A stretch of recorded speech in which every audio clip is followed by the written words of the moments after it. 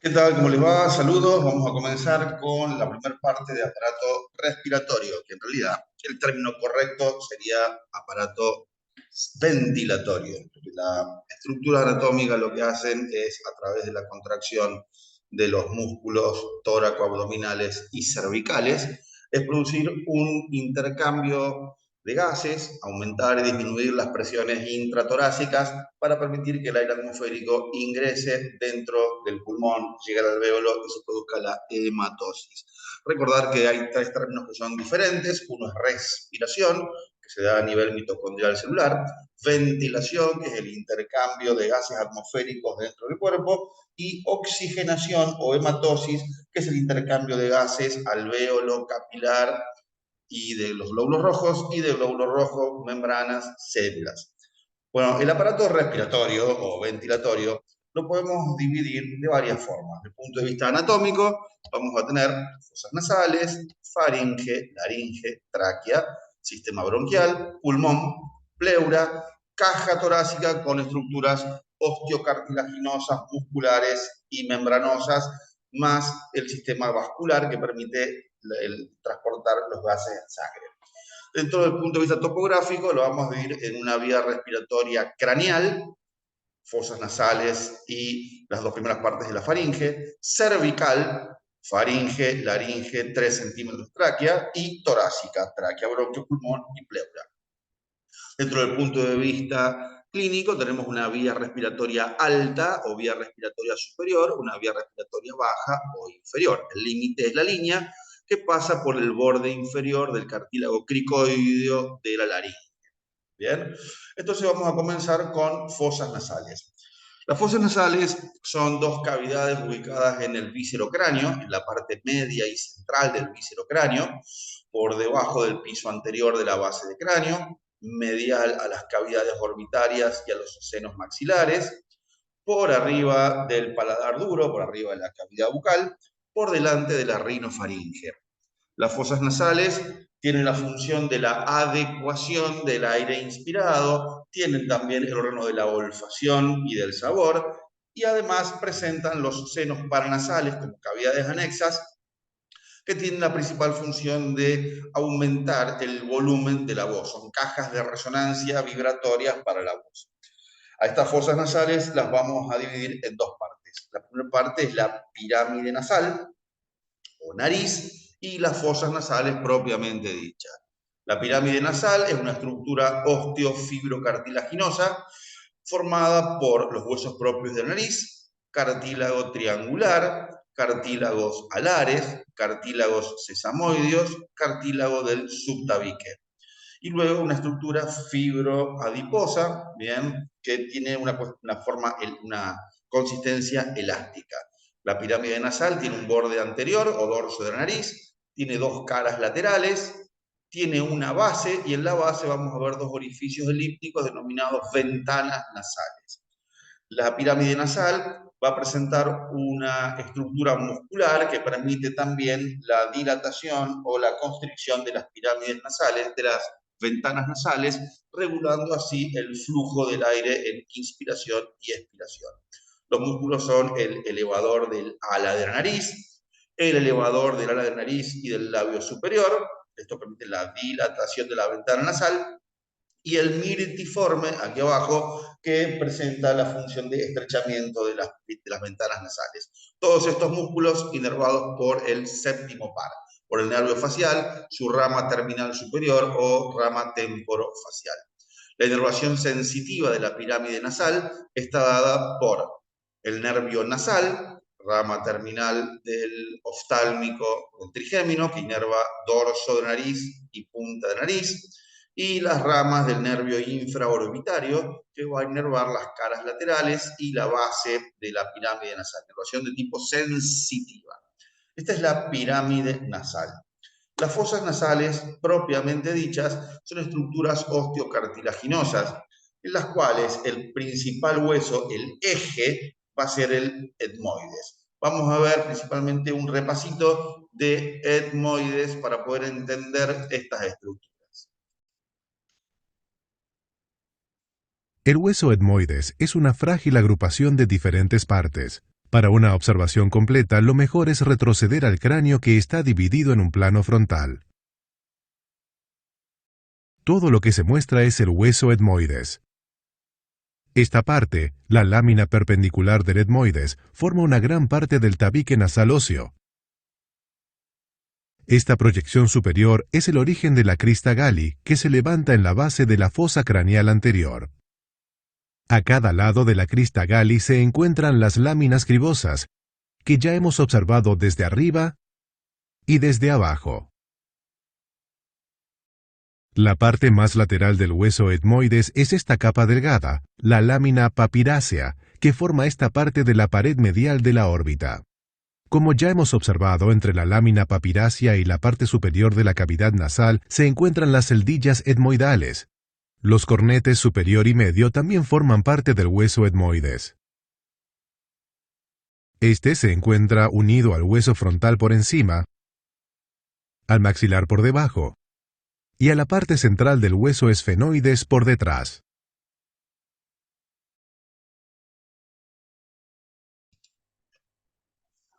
Bueno, veamos ahora cada una de las paredes.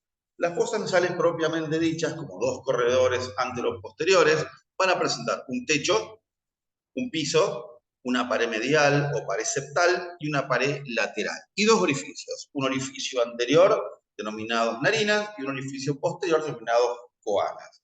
La puerta de entrada o narinas son puertas de entradas verticales piriformes ubicadas en el plano coronal, formadas hacia arriba por el borde anterior de los huesos propios de nariz, a los lados por el borde anterior de la apófisis ascendente o montante del maxilar y hacia abajo por el borde anterior de las apófisis palatinas del maxilar, uniéndose en la línea media en una espina denominada espina nasal anterior. Esa es la puerta de entrada ósea.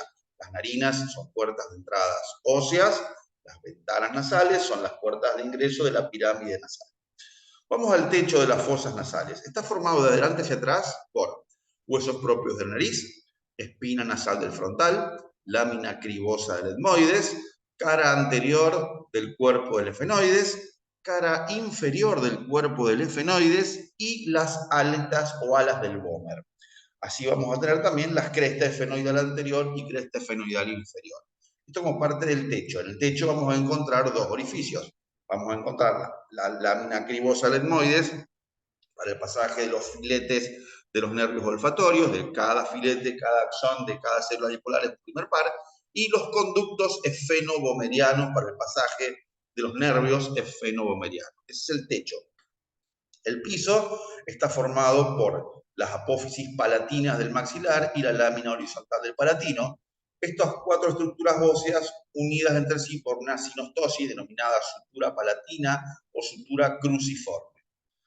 El tabique nasal, o la porción medial, está formada hacia adelante por el cartílago propio de la nariz, o cartílago septal, formado por la porción vertical del etmoides, que es un pentágono, tiene 5 bordes, por la porción vertical del vómer, por la cresta efenoidal anterior e inferior y por la cresta inferior de las fosas nasales, la cresta nasal inferior que continúa hacia adelante y atrás con las espinas nasal anterior y posterior. Este es el tabique. El tabique nasal, las paredes, techo, piso y paredes laterales están todas recubiertas por una mucosa que es la mucosa olfatoria. La pared lateral está formada de atrás por el maxilar nos va a mostrar la apófisis ascendente del maxilar, la tuberosidad del maxilar, las crestas turbinales y la puerta de entrada del seno maxilar. Por detrás vamos a tener el unguis, y el unguis junto con el maxilar forma un canal llamado canal lacrimonasal. Recordad que el canal lacrimonasal es óseo y el conducto lacrimonasal es membranoso.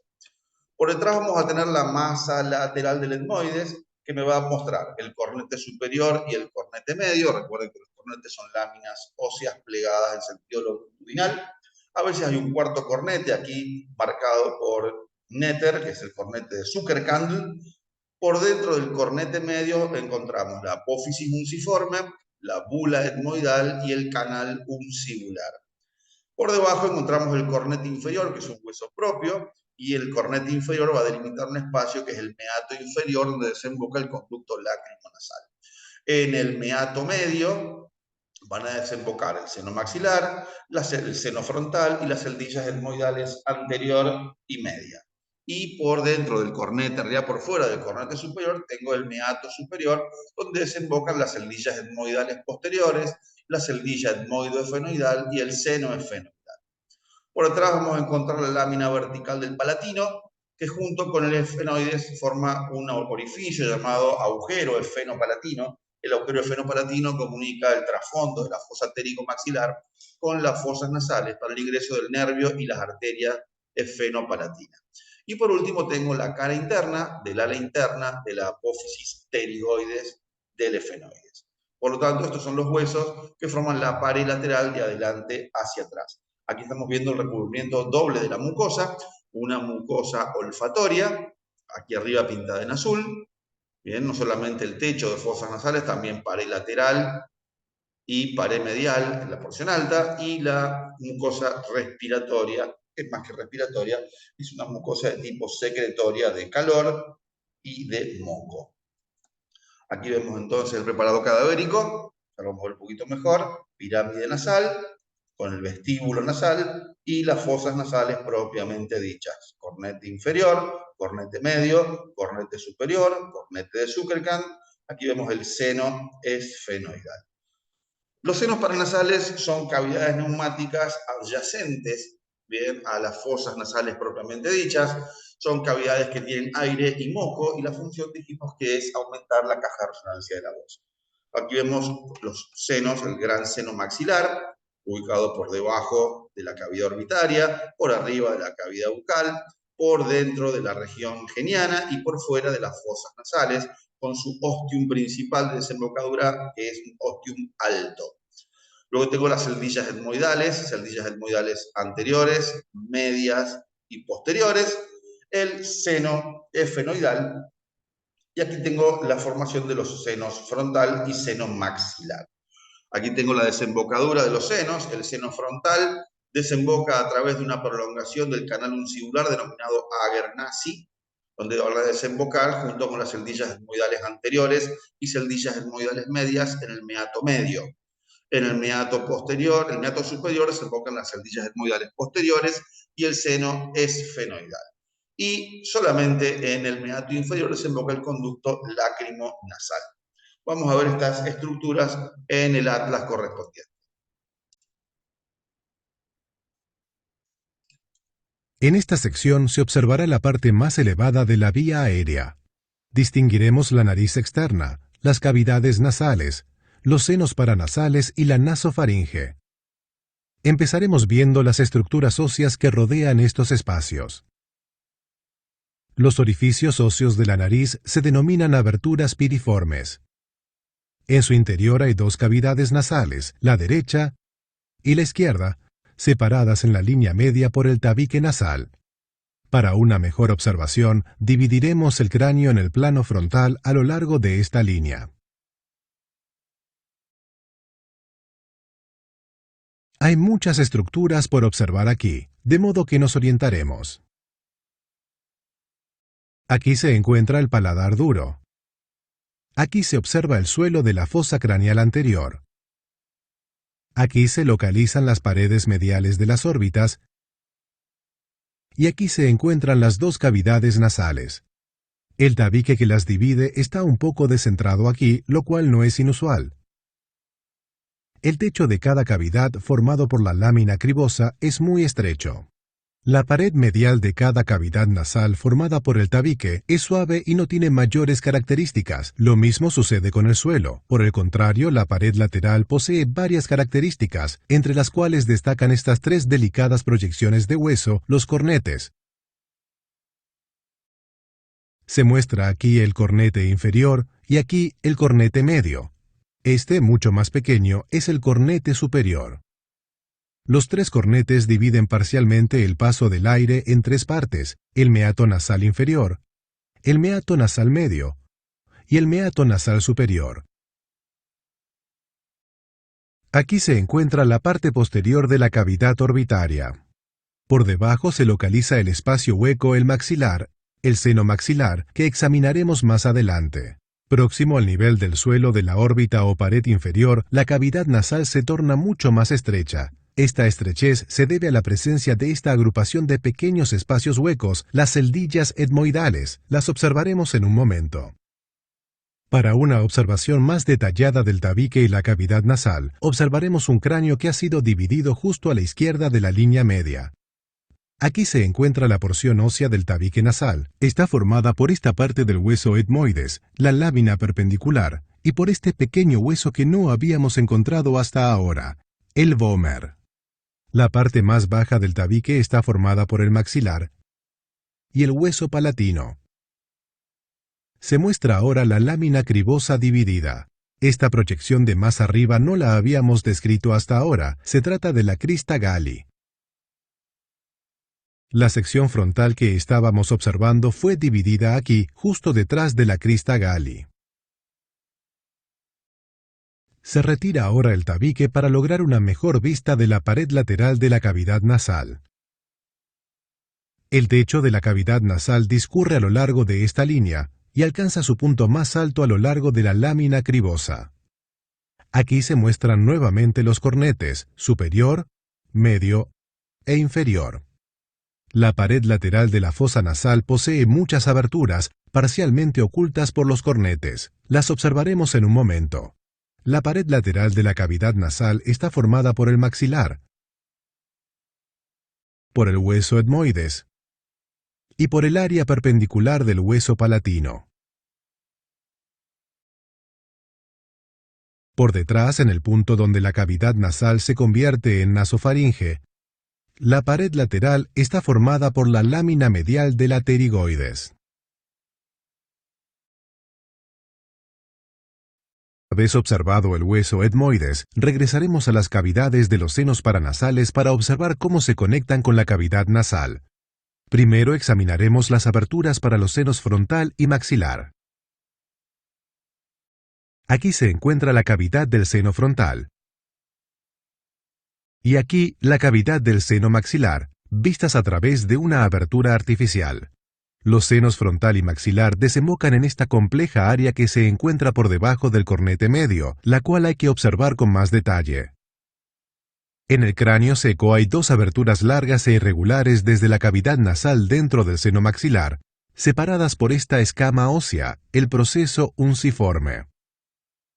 En el cuerpo vivo, todas estas aberturas y gran parte de estas están encerradas por tejido blando. La verdadera desembocadura del seno maxilar se encuentra justo aquí. Si se observa el interior desde el frente, se puede ver que la abertura es bastante alta en la pared medial del seno maxilar. El seno frontal desemboca en el interior de la cavidad nasal mediante un camino estrecho, el conducto frontonasal. El conducto frontonasal se origina por encima del proceso unciforme y discurre hacia arriba y hacia adelante para alcanzar el seno frontal.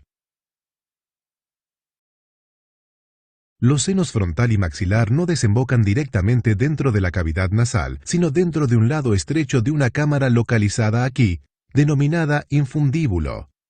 No se puede visualizar el infundíbulo en un modelo óseo, lo haremos durante la observación de los tejidos blandos. Observemos ahora las aberturas para los otros senos. El seno esfenoidal desemboca dentro de la cavidad nasal aquí por encima y por detrás del cornete superior. Las celdillas etmoidales que se encuentran arriba en esta región tienen numerosas aberturas pequeñas que desembocan en la cavidad nasal. Algunas de estas aberturas se localizan por detrás del cornete medial, mientras que otras se localizan por debajo. La pared lateral de la cavidad nasal tiene dos aberturas más, la abertura para el conducto nasolagrimal o conducto lagrimal, y una abertura para los nervios y vasos sanguíneos, el foramen esfenopalatino. Como hemos observado, el paso óseo para el conducto nasolagrimal tiene su origen aquí. El conducto nasolagrimal, que es bastante corto, discurre hacia abajo y hacia atrás hasta desembocar por debajo del cornete inferior. Aquí se encuentra su desembocadura. La última abertura, el foramen esfenopalatino, constituye el extremo interno de un corto túnel para los vasos sanguíneos y nervios que se dirigen a la nariz y el paladar. En la parte interna, desemboca cerca de la parte posterior del meato superior. Recorramos todo el camino hacia afuera para observar el otro extremo del foramen esfenopalatino que se encuentra aquí, en la profundidad de la fisura ptérygomaxilar.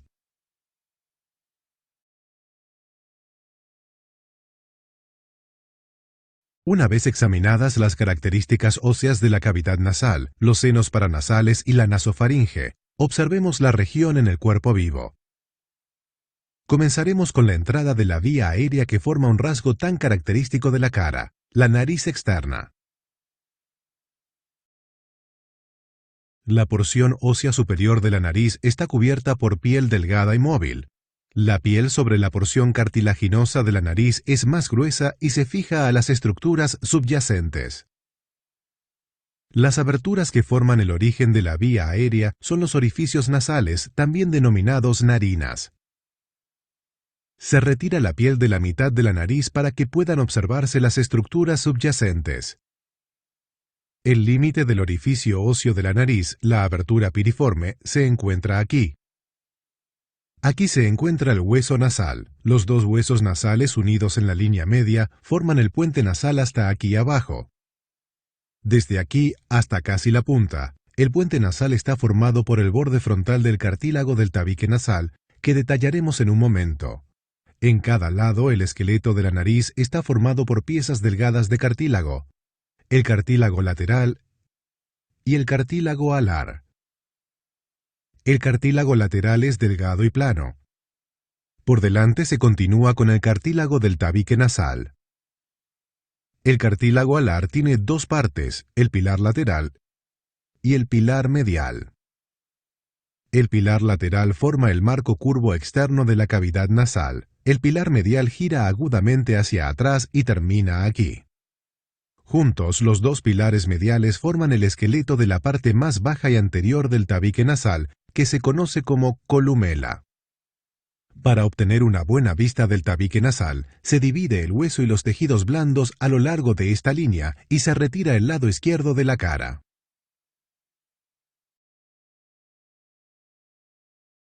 Se muestra aquí el tabique nasal. Antes de observarlo, orientémonos.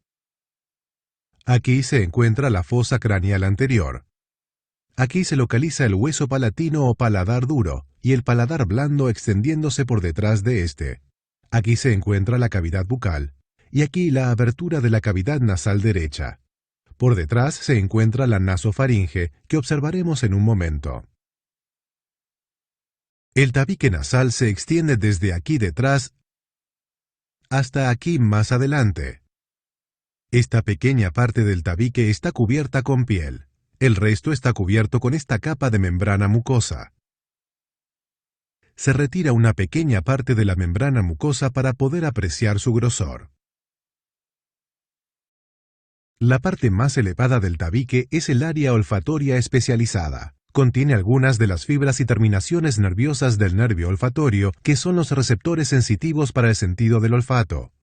La lámina cribosa, a través de la cual discurren las fibras del nervio olfatorio, se encuentra a este nivel. Ahora se retira toda la membrana mucosa del tabique para poder observar el cartílago y el hueso subyacente. Esta parte del tabique es hueso, como ya hemos observado. Esta parte está formada por el cartílago del tabique nasal. Este modelo en concreto presenta un defecto inusual en el cartílago, aquí. Más adelante, el cartílago del tabique nasal forma el puente de la nariz hasta aquí abajo. Después se extiende hacia abajo y hacia atrás para insertarse en esta prominencia ósea en el maxilar, la espina nasal anterior. Ahora se retira todo el tabique nasal para poder observar la pared lateral y el suelo de la cavidad nasal. El interior de la fosa nasal, de arriba hasta el borde inferior del cartílago lateral que se encuentra aquí, se conoce como vestíbulo nasal. Está cubierto con piel. El resto de la cavidad nasal está cubierto con membrana mucosa. Aquí se encuentran los cornetes superior, medio e inferior. La membrana mucosa que los recubre es rica en glándulas mucosas y en vasos sanguíneos. Las complejas superficies de los cornetes cumplen importantes funciones de humidificación y calentamiento del aire inspirado. Esta área olfatoria, así como el área correspondiente en el tabique, contiene fibras nerviosas del nervio olfatorio y terminaciones nerviosas. Bien, para finalizar, veamos irrigación e inervación de fosas nasales. Las fosas nasales presentan dos pedículos de irrigación arterial, un pedículo anterior o contingente anterior y un pedículo posterior o contingente posterior. El pedículo anterior está dado por las arterias esfenopalatinas. Estas arterias esfenopalatinas, en realidad, perdón, arterias etmoidales anterior y posterior. Las arterias etmoidales, vuelvo a pedir otra vez, disculpas, provienen como ramas de la arteria nasal, y la arteria nasal es rama de la arteria oftálmica, ¿bien? Y la oftálmica viene de la carótida interna. O sea, la carótida interna de la arteria oftálmica, y de allí arterias etmoidales anterior y posterior que se introducen por los conductos etmoidal anterior y posterior y van a irrigar el tercio anterior del tabique y pared lateral de fosas nasales, tanto arterias septales como arterias laterales. El contingente posterior proviene de la arteria carótida externa, que se divide en el cuello del cóndilo en temporal superficial y maxilar interna. La arteria maxilar interna se introduce en el trasfondo de la fosa arterico-maxilar y ahí va a dar la arteria esfenopalatina. La arteria esfenopalatina va a formar parte del contingente posterior, dando dos ramas, una rama medial o septal y una rama lateral. Entonces, contingente anterior, arterias etmoidales, ramas de la oftálmica de la carótida interna, y contingente posterior, arteria esfenopalatina, rama de la arteria maxilar interna. La irrigación es esa. La inervación está dada por una inervación de tipo sensorial, dada por el nervio olfatorio en el techo y paredes laterales altas de fosas nasales.